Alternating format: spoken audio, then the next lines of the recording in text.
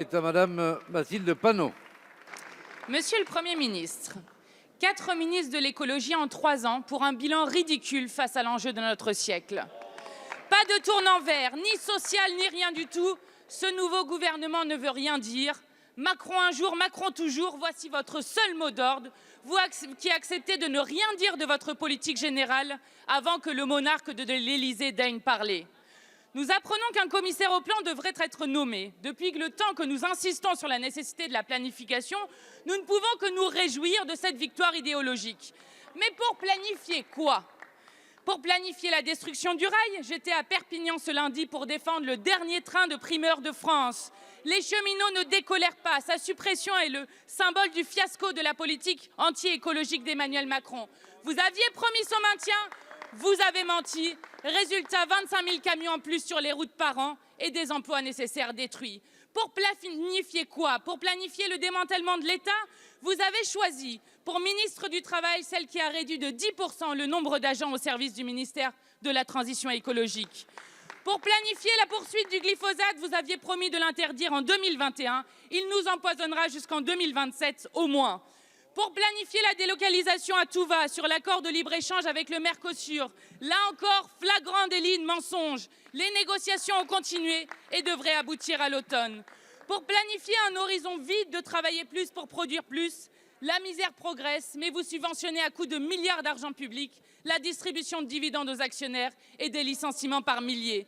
Pour planifier la répression des lanceurs d'alerte, des décrocheurs de portraits, des militants antinucléaires de Bure, notre planification de la bifurcation écologique et solidaire est une méthode, mais surtout un contenu au service de l'intérêt général humain. La seule planification qui vaille doit permettre à chacun de subvenir à ses besoins essentiels dans le respect des limites. Alors, Monsieur le Premier ministre, votre planification sera-t-elle autre chose qu'un combat contre le peuple? Merci, Madame Panot. La parole est à Madame Barbara Pompili, ministre de la Transition écologique. Merci, Monsieur le Président. Madame Panot, on se connaît bien, on a travaillé ensemble aussi au sein de la Commission développement durable. Et je rends vraiment hommage à tous mes collègues de cette commission qui vont beaucoup me manquer. Vous dites beaucoup de choses, mais ce que j'aimerais, c'est qu'on essaye, si on veut avancer ensemble pour l'écologie, on a notre sensibilité, vous en avez une, vous le savez, j'en ai une et vous le savez. Si on veut avancer ensemble, il faut qu'on essaye de sortir des postures et il faut qu'on essaye de regarder les choses froidement. Vous n'avez pas parlé du tout de ce qui a été fait déjà. Vous n'avez pas parlé du tout de ce qui a été fait, la loi mobilité, la loi sur le climat, de ce qui a été fait également sur l'économie circulaire, et pourtant on y a participé ensemble, de ce qui a été fait pour la transition énergétique, et je peux vous dire que je vais continuer. Donc essayons de voir les choses et de voir là où nous devons effectivement nous améliorer.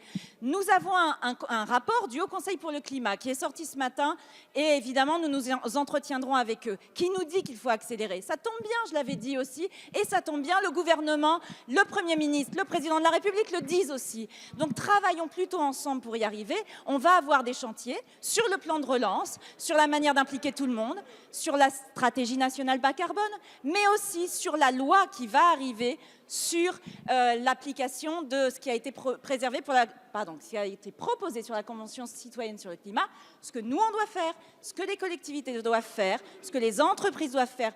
Bossons ensemble là-dessus, s'il vous plaît. On est attendu sur des résultats mais que l'on soit dans la majorité ou dans l'opposition, ces résultats ils seront au service de nos concitoyens et de nos enfants. Et donc travaillons ensemble pour y arriver. Je suis une mère de famille, je peux vous dire que ça m'intéresse d'apporter un monde meilleur à ceux qui nous suivent.